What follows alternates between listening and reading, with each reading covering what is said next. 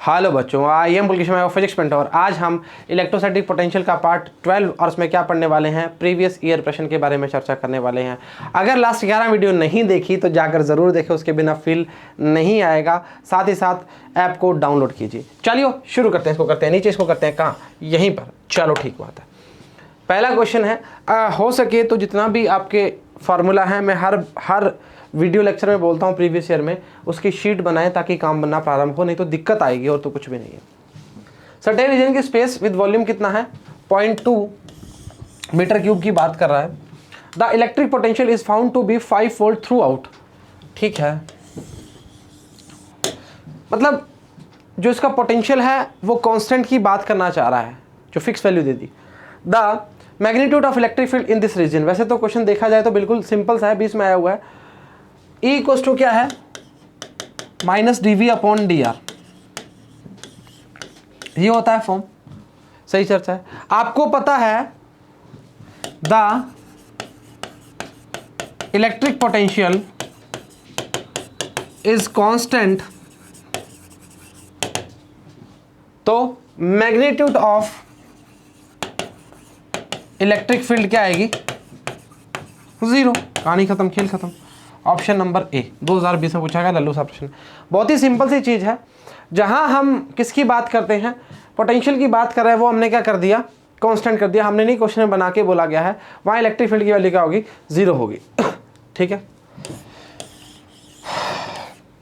चलो ठीक है। क्वेश्चन तो द्वितीय बोला है, एक short electric dipole has a dipole moment 16×10⁻⁹ coulomb पर मीटर की बात करना स्टार्ट कर रहा है। The electric potential due to the dipole at the point distance कितनी है, 0.6 मीटर है। क्वेश्चन बड़ा होने से क्वेश्चन का तरीका बदलेगा नहीं। The centre of dipole situated on A line making an angle कितना है, 60 डिग्री। जानते हैं या नहीं जानते क्या? अरे वी का फॉर्मूला पोटेंशियल के बारे में। अच्छा, हमने जब भी पोटेंशियल की बात करी स्टार्ट की है, KP cos theta upon r square की बात करना स्टार्ट की है, हाँ या ना? और सेंटर की बात करना चाह रहा है, आ जाओ मेरे साथ, छोटा कर रहा हूँ। V बराबर में क्या आएगा, KP cos थीटा अपॉन में r स्क्वायर। वैल्यू क्या आएगी, 1/4πε0 P cos थीटा अपॉन में r स्क्वायर। हाँ, कोई दिक्कत नहीं है। अच्छा, अभी जो चीज़ गिवन है उसको करते जाइए, काम बनता जाएगा। डाइपोल मोमेंट मतलब P की वैल्यू हमें कितनी दी है, 16×10⁻⁹। कहने का मतलब क्या है, P = Q × 2a की बात करना स्टार्ट कर रहा है। वो वैल्यू हमें बना के दी हुई है। R की वैल्यू दी है 0.6 मीटर में, कोई परेशानी नहीं है। थीटा की वैल्यू हमें दी है 60 डिग्री में, और 1/4πε0 के लिए 9×10⁹ की बात करना स्टार्ट करा। इसके अलावा कुछ भी नहीं है। देखो क्या होता है, किसी भी पोटेंशियल की बात करते हैं, आप याद करिए पोटेंशियल की बात कर रहे थे किसी पॉइंट के लिए, उसके लिए वैल्यू क्या आई थी, KP cos theta upon r square की बात करना स्टार्ट की थी। तो वैल्यू क्या रखेंगे, 9×10⁹ P की वैल्यू 16×10⁻⁹ cos 60 डिग्री अपॉन में r स्क्वायर की वैल्यू क्या है, 0.6 × 0.6। काट पीट के आपका वैल्यू कितना आएगा, V का 200 की बात करना स्टार्ट करेगा। अब चेक कर लो मेगा इलेक्ट्रॉन वोल्ट में है या वोल्ट में? वोल्ट में।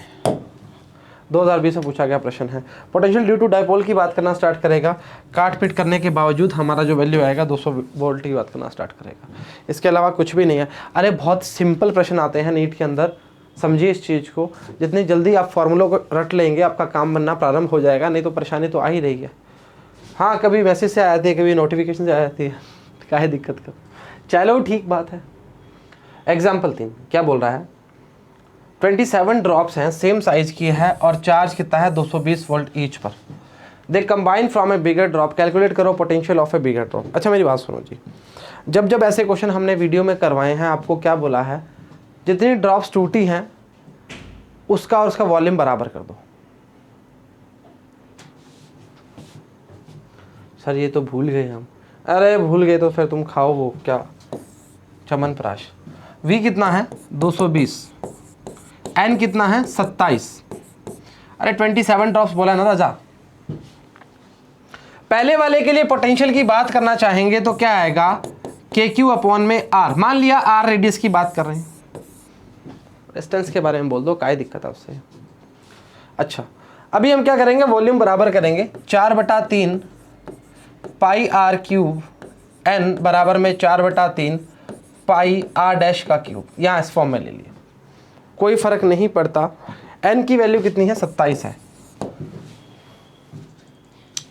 सही चर्चा है, मर गया।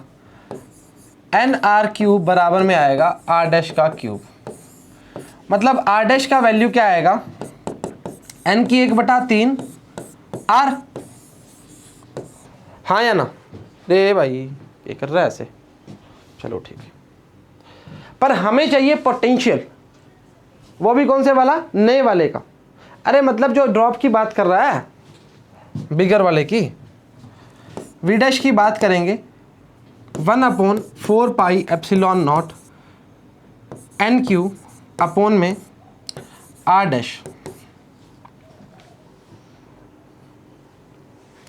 चलो ठीक है, पहले चेक करते हैं।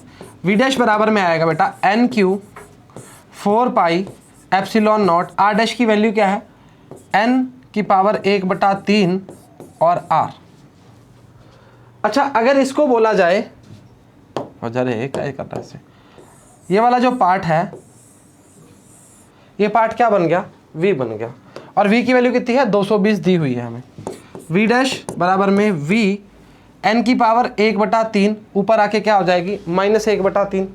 कहने का मतलब क्या है, n की 1 और n की 1/3, वो भी कौन सी, माइनस वाली। 3 में से 1 गया, 2/3। तो v डैश की वैल्यू क्या आएगी, v की पावर n की पावर 2/3। v की वैल्यू कितनी है, 220 है, n की वैल्यू कितनी है, 27 है। चेक कर सकते हैं, किसी प्रकार की कोई दिक्कत नहीं होगी। काट पीट के आपका वैल्यू जो आएगा 1980 वोल्ट। अरे 27 का स्क्वायर करके 1/3 कर दो, क्या दिक्कत कर रहे हो, उससे क्या आएगा, फर्क थोड़ी पड़ेगा।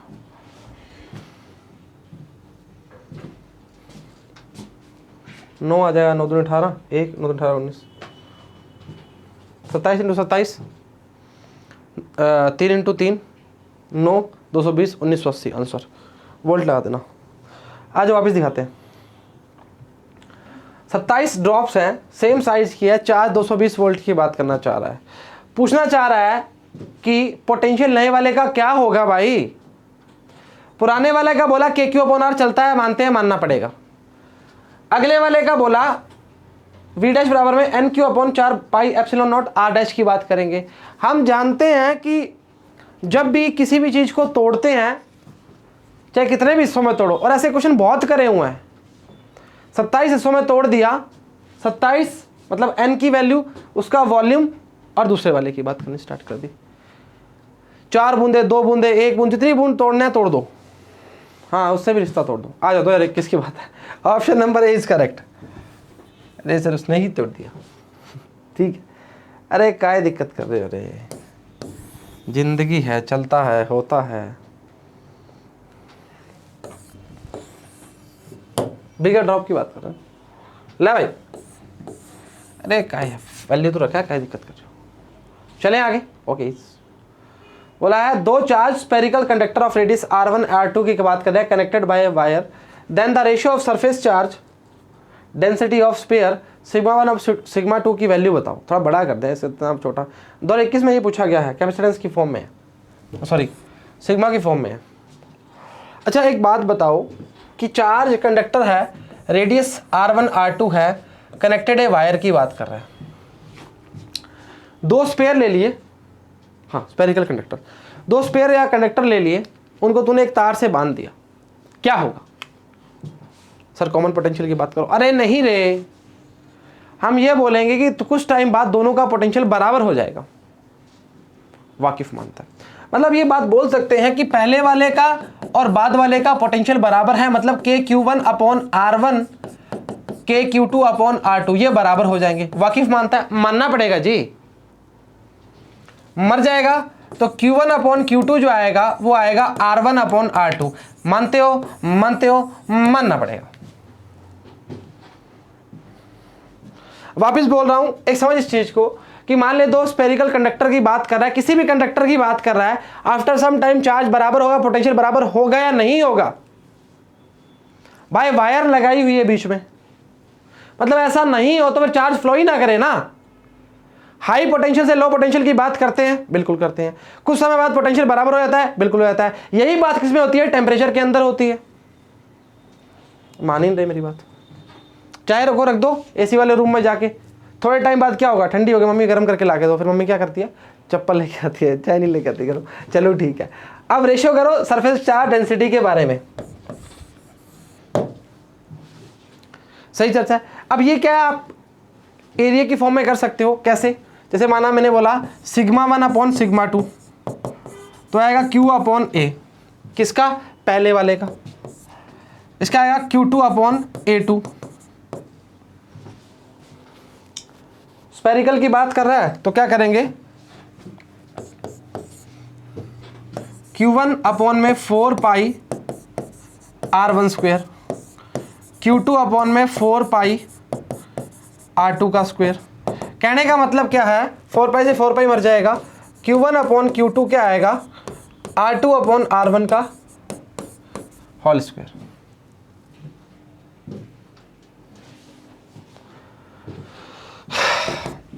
वैल्यू पुट करो Q1 अपॉन Q2 की, अरे यार माफी चाहते हैं, इसको आप बड़ा ले लो जी, इसको R1 R2 बड़ा ले लो, माफी चाहते हैं। अरे कुछ फर्क नहीं पड़ता जी, क्या दिक्कत कर रहे?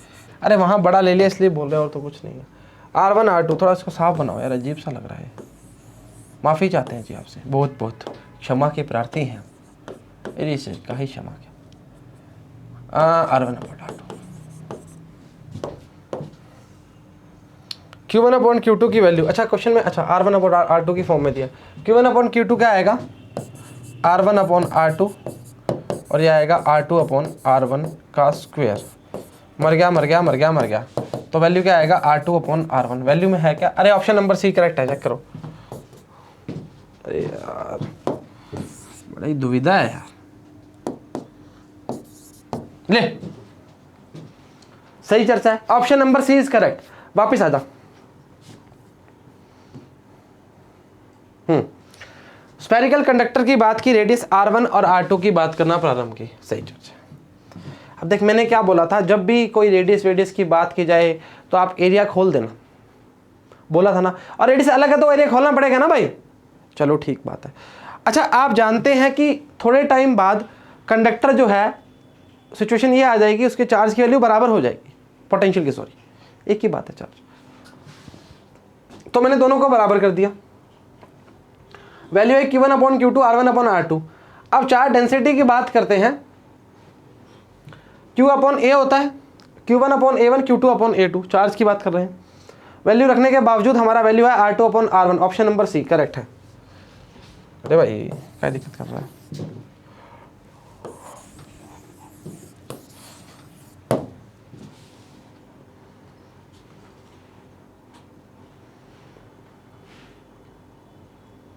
एग्जाम्पल 5 बोला है, एक conducting sphere of radius R is given a charge Q, the electric potential and the electric field at the center of the sphere respectively are। अरे यार ये तो बिल्कुल ही लल्लू सा क्वेश्चन पूछ लिया।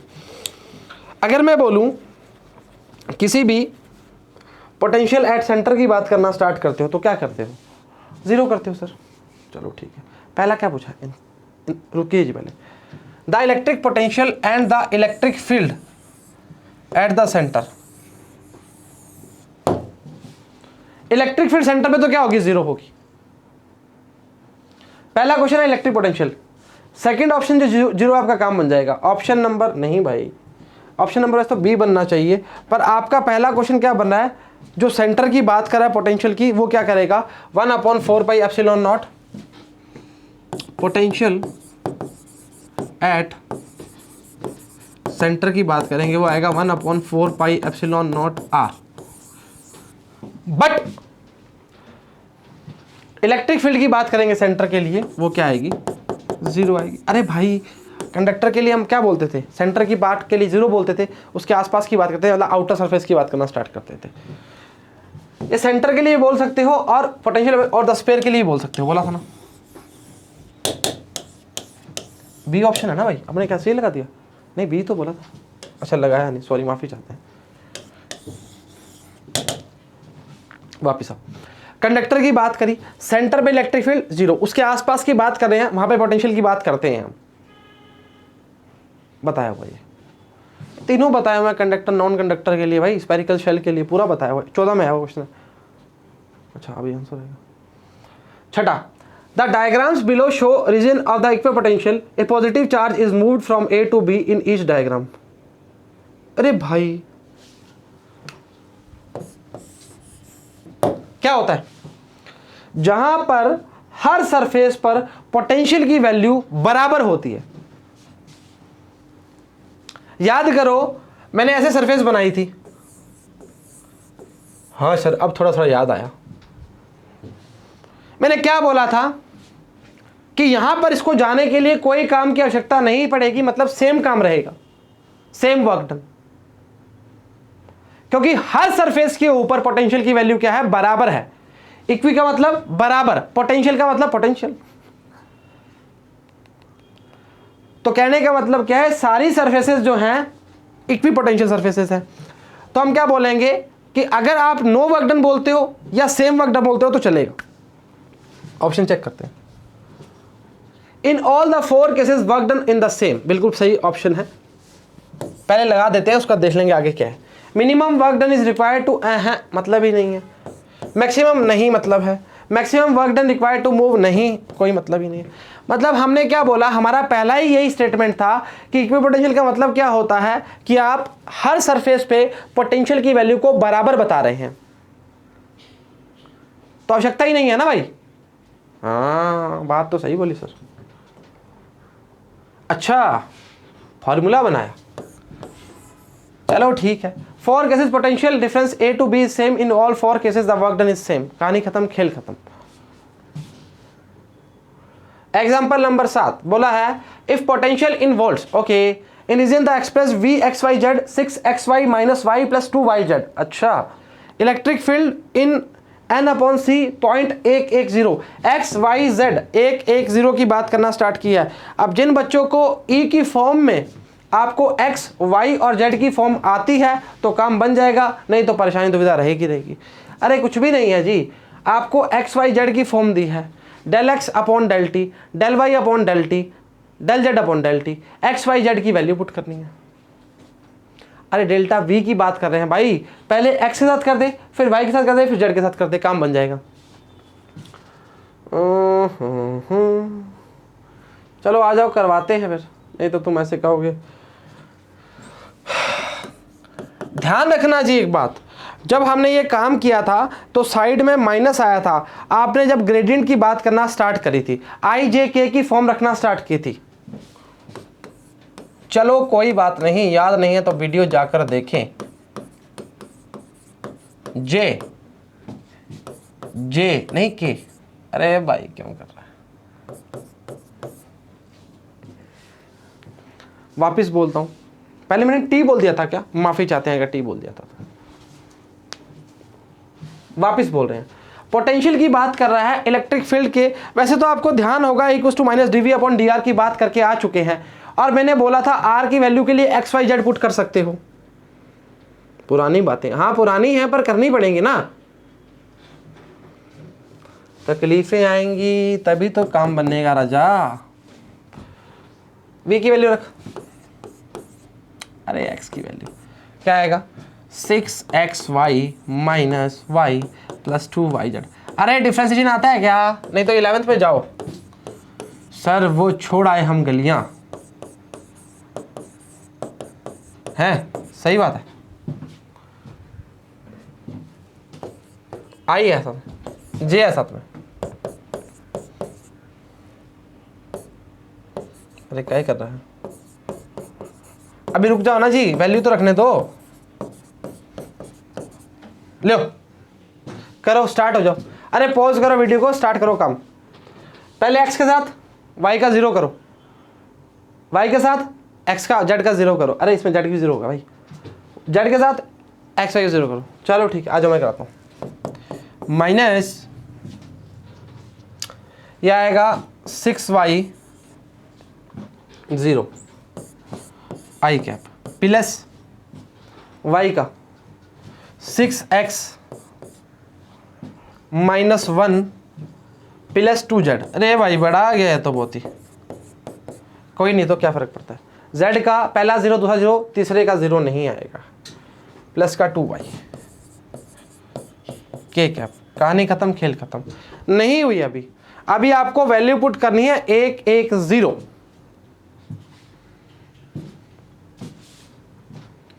आई जे के की फॉर्म में चेक कर लो।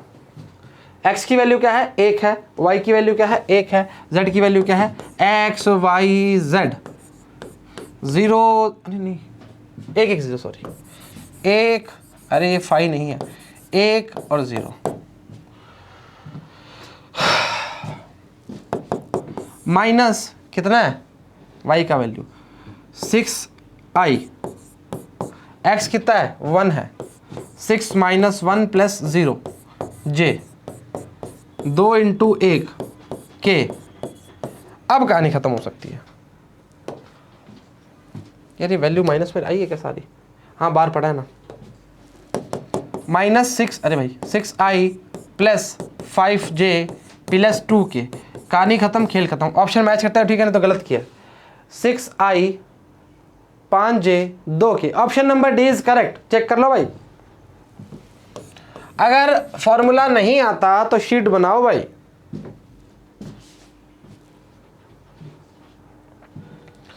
पोटेंशियल और ई के बीच में रिलेशन बताया हुआ है, करवाया हुआ है, ग्रेडियंट की फॉर्म में बताया हुआ है, आर की फॉर्म में बताया हुआ है, एक्स वाई जेड की फॉर्म में बताया हुआ है, क्वेश्चन भी कराया हुआ है।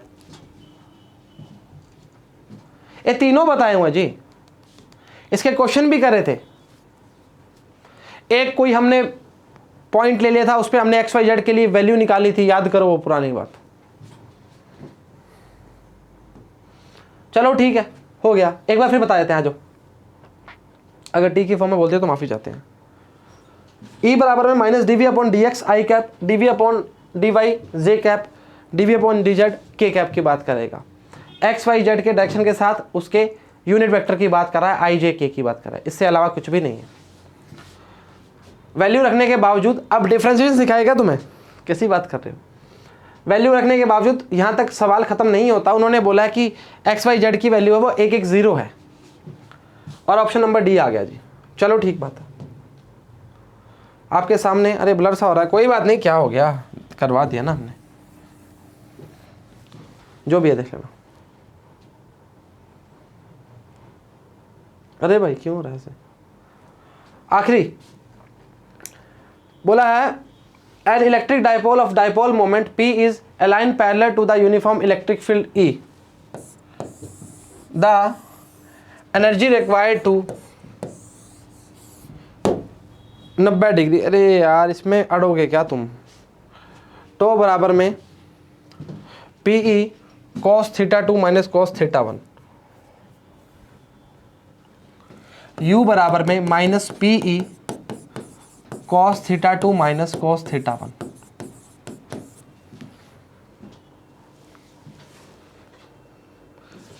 पहला 0 पे है, मोड़ना कितने पे है 90 पे मोड़ना है। तो कहने का मतलब θ2 की वैल्यू कितनी है cos 90। मर गया भाई, cos 0 डिग्री।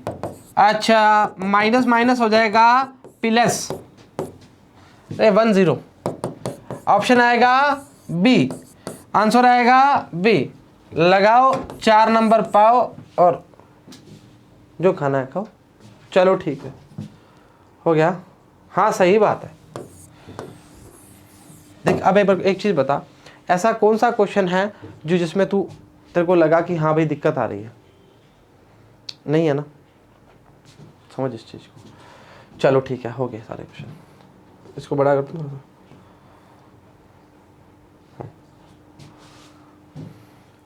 उम्मीद करते हैं लेक्चर समझ आया, पसंद आया, बराबर देखा, बराबर उतारा, बराबर ही घर वालों की बात मान लिया। तो आज के लिए इतना ही। सभी को all the very best and जय हिंद।